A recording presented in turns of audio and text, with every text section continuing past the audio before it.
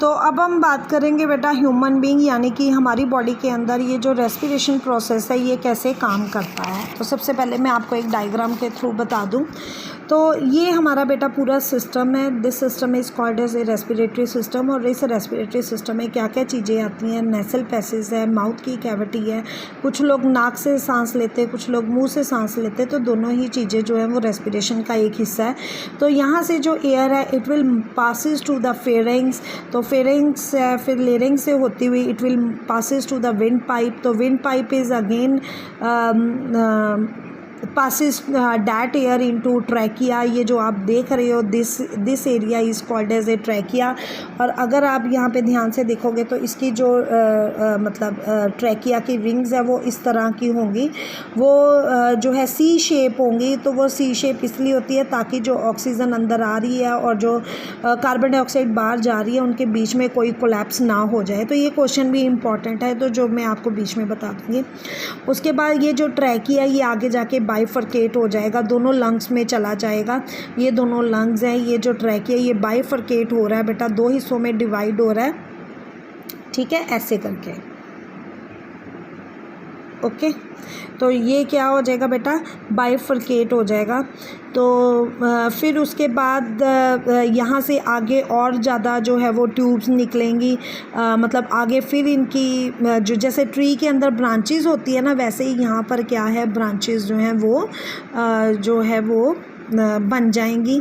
और लास्ट में जो लास्ट ब्रांच होगी, जैसे ये आपके पास एक ब्रांच है तो यहाँ पे बैलून लाइक छोटे छोटे स्ट्रक्चर होंगे और इस बैलून लाइक स्ट्रक्चर को हम लोग क्या बोलेंगे, एल्वोलाई। क्या बोलेंगे, एल्वोलाई। तो यहाँ पे जो है ये ट्रैकिया है, ट्रैकिया फर्दर डिवाइड हो जाएगा ब्रोंकी में, ब्रोंकी से आगे फर्दर जो ब्रांचेस बनेंगी that is called as a bronchioles.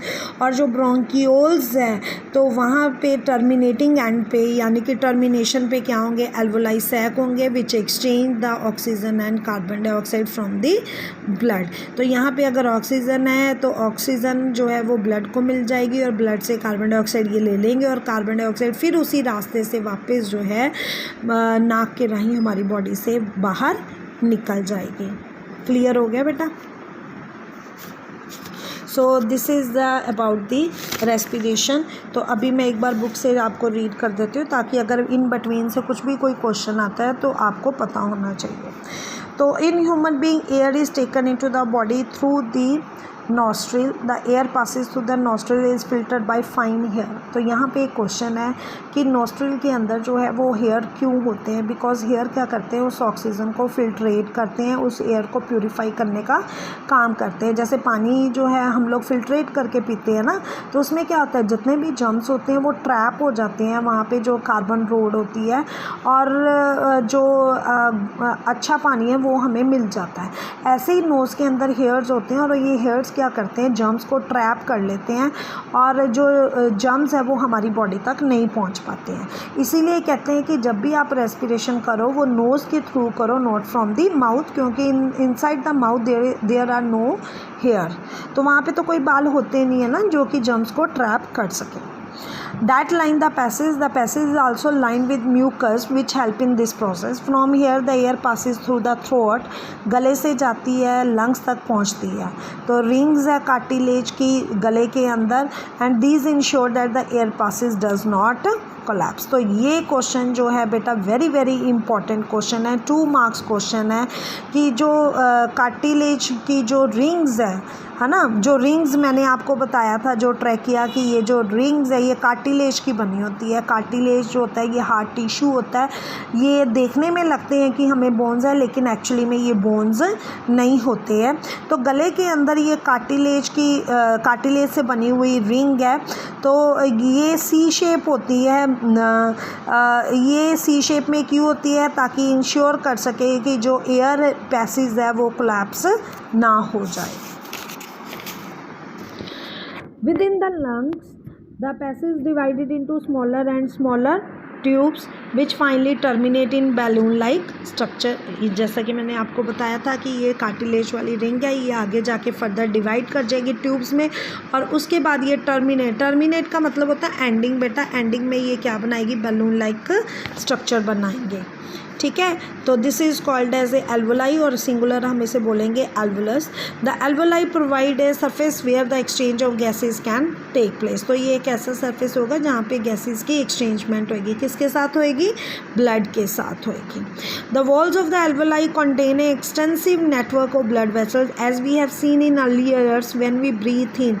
तो कहते हैं जब आप सांस लेते हो, आप सांस लेके देखो, विल लिफ्ट आवर रिब्स, तो हमारे जो सेंट्रल एरिया के ये जो रिब्स हैं ये भी क्या हो जाएंगे, ऊपर की तरफ उठ जाएंगे। एंड फ्लैटेंड आवर डायाफ्राम, तो डायाफ्राम जो होगा हमारा वो क्या हो जाएगा, नीचे की तरफ आ जाएगा, फ्लैट हो जाएगा।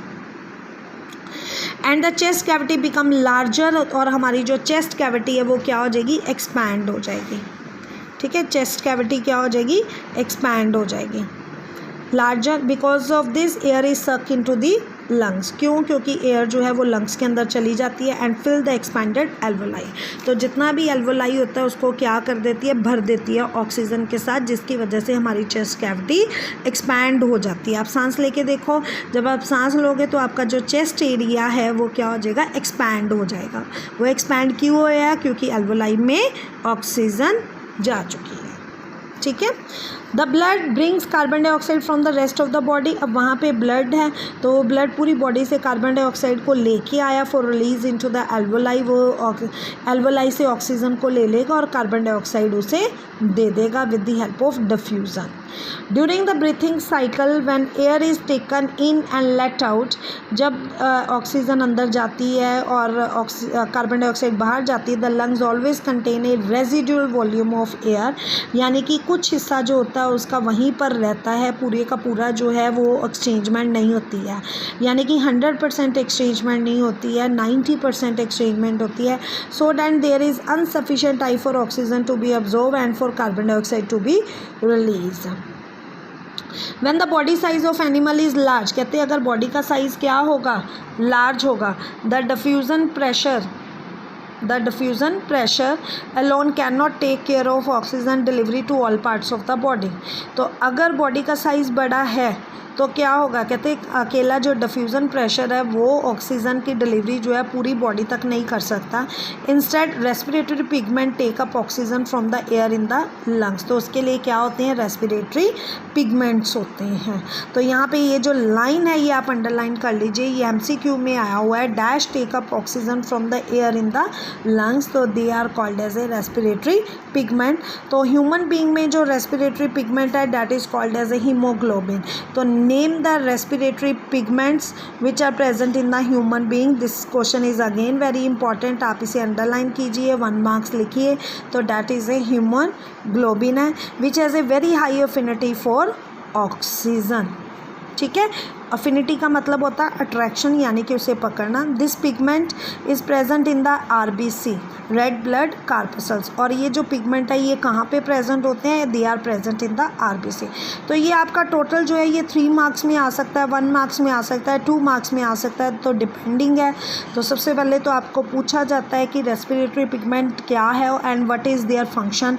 तो रेस्पिरेटरी पिगमेंट जो है that is a human haemoglobin है which has a high affinity for oxygen and where it is present in the RBC, यानी कि रेड ब्लड कार्पसल्स।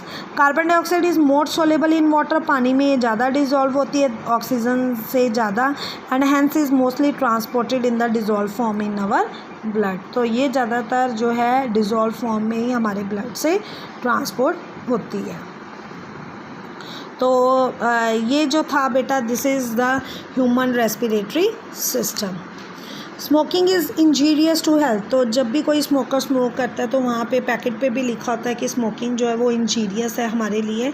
तो कोई भी अगर कोई स्मोक करता है तो स्मोकिंग जो है वो ख़तरनाक होती है उसके लिए, क्यों, क्योंकि लंग अच्छा इससे क्या प्रॉब्लम आती है, लंग कैंसर हो सकता है, is one of the common cause of death in the world. The upper part of respiratory tract is provided with small hair like structure called cilia, and the cilia help to remove germs, dust and other harmful particle from inhale air smoking. ठीक है, तो अब यहाँ पे क्या है कि हमारा जो रेस्पिरेटरी ट्रैक है ना, वहाँ पे क्या होते हैं, सीलिया होते हैं, हेयर लाइक स्ट्रक्चर है, that are called as a cilia. तो cilia are present in the upper part of the respiratory tract. तो ये जो सीलिया होते हैं ये जम्स को रिमूव करने का काम करते हैं, लेकिन जो स्मोकर होते हैं ना, तो वो स्मोकर इस सीलिया को क्या कर देते हैं, उसकी वजह से ये जो सीलिया है ये डिस्ट्रॉय हो जाते हैं। अगर सीलिया डिस्ट्रॉय हो गए तो ये जम्स को ट्रैप नहीं कर पाते हैं। अगर जम्स को ट्रैप नहीं कर पाएंगे तो हार्मफुल केमिकल्स जो जम्स है वो बॉडी के अंदर चले जाते हैं, लंग्स में चले जाते हैं, इन्फेक्शन क्रिएट करते हैं, कफ करते हैं, और जिसकी वजह से लंग कैंसर हो जाता है। इसीलिए बोला जाता है smoking is injurious to health, क्योंकि ये रेस्पिरेटरी ट्रैक के अंदर जो सीलिया है उसे ही ख़त्म कर देता है, और इसका मेन काम क्या होता है, जम्स को ट्रैप करना।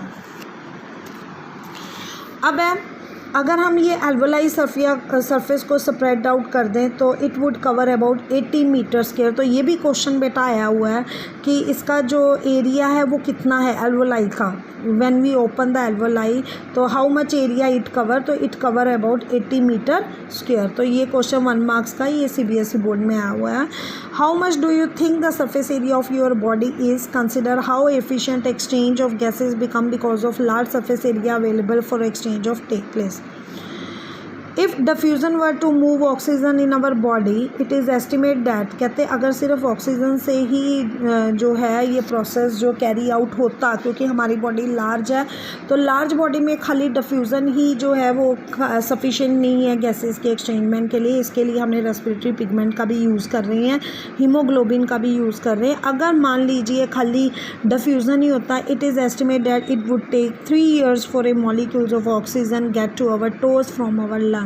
तो फिर हमारे लंग्स से हमारे टोज तक ऑक्सीजन को जाने में कितना टाइम लग जाना था, 3 साल का टाइम लगना था। जैसे अब हम रेस्पिरेशन कर रहे हैं तो जो ऑक्सीजन है हमारी पूरी बॉडी में ट्रैवल कर रही है। अगर खाली डिफ्यूज़न प्रोसेस ही होगा तो ये जो ऑक्सीजन है पूरी बॉडी तक, मतलब लंग से लेकर टोज होता है पैरों की उंगलियां, वहाँ तक जाने पर इसको कितना टाइम लगता, 3 years लगता।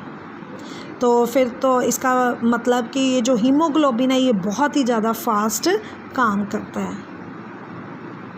आई होप आपको ये जो चैप्टर है ये पूरी तरह से क्लियर जो है वो हो गया होगा। Thank you.